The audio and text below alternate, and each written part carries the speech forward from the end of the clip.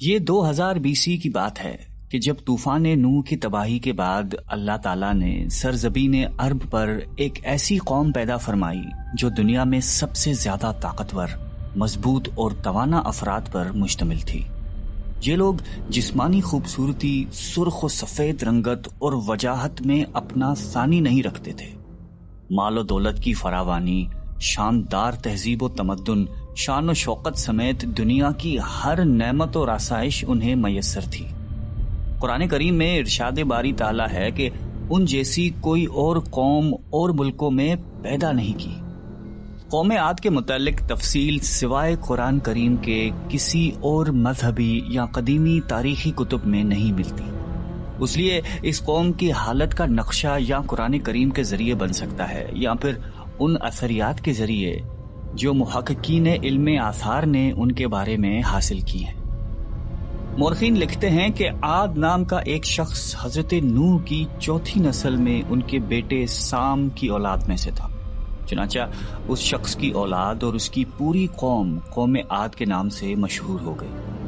وہ اعرابی تھے جو بہت لمبے اور مضبوط ستونوں پر قائم کردہ عالی شان محلات میں رہا کرتے تھے۔ قرآن کریم نے انہیں ارم ذات العماد یعنی ستونوں والے کے نام سے یاد کیا ہے۔ ارم ان کا بہت خوبصورت شہر تھا جس کے آثار 1984 میں خلائی شٹر چیلنجر کی مدد سے دریافت کیے گئے ہیں۔ یہ علاقہ آج کل عمان کا حصہ ہے۔ بحریہ عرب اور بحر احمر کے درمیان عمان، حضرموت، بحرین اور مغربی یمن تک ایک وسیع صحرا ہے جسے صحرائے الحقاف کہتے ہیں۔ یہ دنیا کے عظیم صحراؤں میں سے ایک ہے جس کا رقبہ ایک محتاط اندازے کے مطابق 65 لاکھ مربع میٹر ہے۔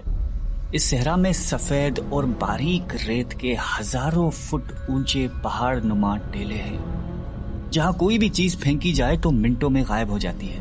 کسی زمانے میں یہ دنیا کا سرسبز و شاداب علاقہ تھا اور وہاں یہ قوم عاد آباد تھی۔ آج یہ بھیانک صحرا اللہ تعالیٰ کی کھلی نشانیوں میں سے ایک اور اہل زمین کے لیے جائے عبرت ہے۔ قرآن کریم میں ارشاد باری تعالیٰ ہے کہ وہ ارم جو ستونوں والے تھے جن کی مانند کوئی قوم ملکوں میں پیدا نہیں کی گئی۔ بعض مفسرین نے لکھا ہے کہ ارم عاد کے دادا کا نام تھا جیسا کہ ان کے شجرہ نسب میں بیان کیا گیا تھا۔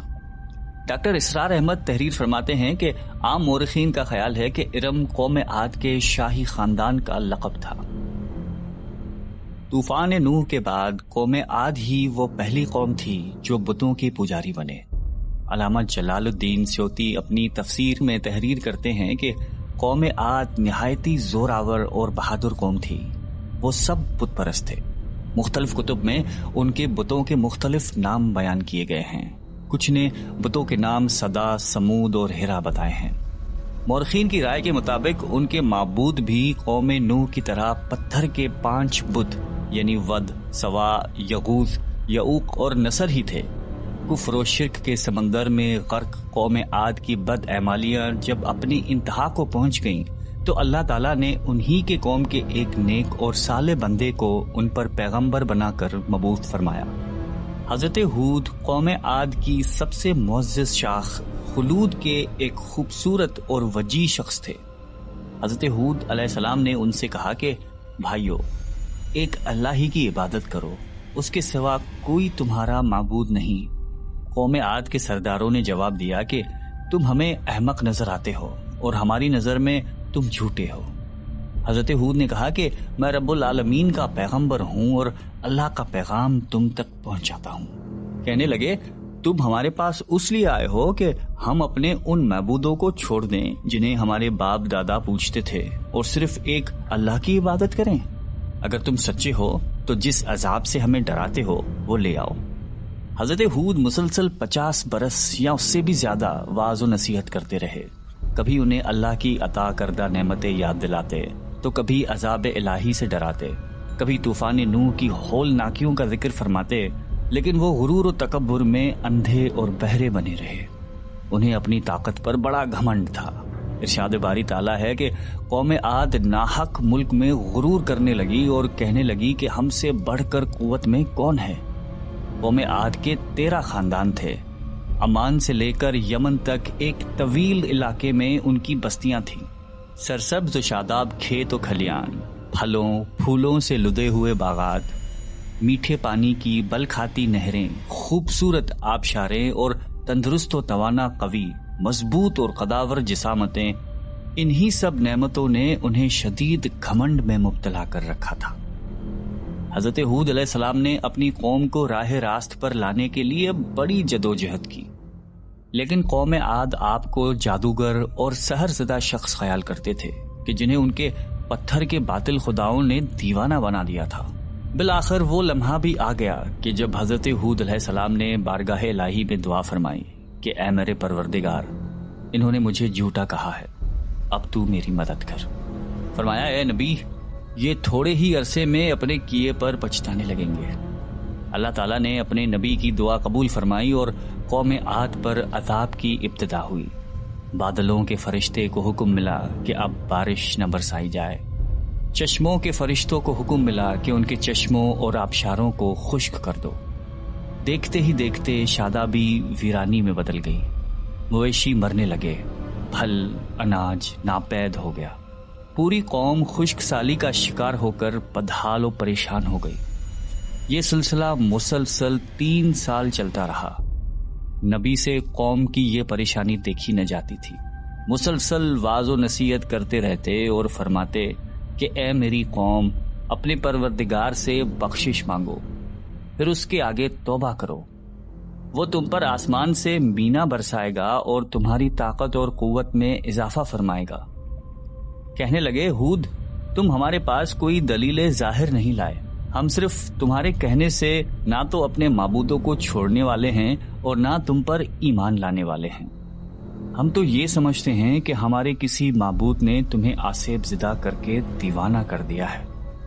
اس زمانے میں یہ دستور تھا کہ قوموں کو جب کوئی مشکل آ گھیرتی تو وہ بیت اللہ شریف جا کر اللہ کے آگے آوازاری کرتے اور ان کی مشکل رفع ہو جاتی۔ یعنی کافر قومیں بھی اس حقیقت کو تسلیم کرتی تھیں کہ اس ارض و سما کی مالک ایک لافانی قوت موجود ہے۔ چنانچہ قوم عاد کے 70 سرکردہ افراد مکہ مکرمہ پہنچے، جہاں معاویہ بن بکر کی حکومت تھی۔ معاویہ کی ماں کا تعلق قوم عاد سے تھا۔ معاویہ نے ان کی خوب آؤبھگت کی۔ وہ لوگ 1 ماہ تک وہاں رہے اور بارش کے لیے دعائیں مانگتے رہے۔ دعا کروانے والے سردار کا نام قیل بن عنبر تھا۔ اللہ تعالیٰ نے ان پر 3 رنگوں کے بادل بھیج دیے، سفید، سرخ اور سیاہ۔ پھر آسمان سے ندا آئی کہ ان میں سے ایک کو منتخب کر لو۔ قیل نے سیاہ بادل کو پسند کر لیا کیونکہ وہ خوب بارش برسانے والا تھا۔ پھر ندا آئی کہ تو نے ہلاکت اور تباہی کو پسند کر لیا ہے۔ چنانچہ اللہ تعالیٰ نے سیاہ بادلوں کو قوم عاد کی جانب ہانک دیا، جسے دیکھ کر پوری قوم خوشی کے شادیانے بجانے لگے۔ ارشاد باری تعالیٰ ہے کہ جب انہوں نے اس عذاب کو دیکھا جو بادل کی صورت میں ان کے میدانوں کی طرف آ رہا تھا تو کہنے لگے یہ تو بادل ہے جو ہم پر برس کر رہے گا۔ تو اللہ تعالیٰ نے فرمایا نہیں، بلکہ یہ وہ چیز ہے جس کے لیے تم جلدی کرتے تھے، یعنی آندھی جس میں درد دینے والا عذاب بھرا ہوا ہے۔ یہ ہر چیز کو اپنے پروردگار کے حکم سے تباہ کیے دیتی ہے۔ گناہگار لوگوں کو ہم اسی طرح سزا دیا کرتے ہیں۔ اللہ تعالیٰ نے یہ عذاب 7 رات اور 8 دنوں تک مسلسل جاری رکھا۔ اس آندھی نے کسی جاندار کو زندہ نہیں چھوڑا۔ غاروں، پہاڑوں، گھروں، محلات اور قلعوں کے اندر سب کو فنا کر ڈالا۔ پروردگار عالم نے قرآن کریم میں قوموں کی تباہی کے جو واقعات فرمائے ہیں، ان کا اصل مقصد یہی ہے کہ امت مسلمہ ان سے سبق حاصل کرے۔ اللہ نے قوم عاد کو طاقت و قوت، مال و دولت، شان و شوکت سمیت دنیا کی ہر نعمت عطا فرمائی، لیکن جب اس نے نافرمانی کی اور اپنے نبی کی بات ماننے سے بار بار انکار کیا تو اللہ تعالیٰ نے اسے نیست و نابود کر دیا۔ ہم سب کو بھی انفرادی اور اجتماعی طور پر اپنے روزمرہ کے معاملات کا جائزہ لیتے رہنا چاہیے کہ کہیں ہم جان بوجھ کر یا انجانے میں اللہ اور اس کے نبی علیہ السلام کی نافرمانی کے مرتکب تو نہیں ہو رہے۔ آئیے ہم سب دعا کرتے ہیں کہ اللہ تعالی ہم سب کو قلب سلیم عطا فرمائے۔ اور قرآن اور حدیث پہ چلنے کی توفیق عطا فرمائے۔ آمین۔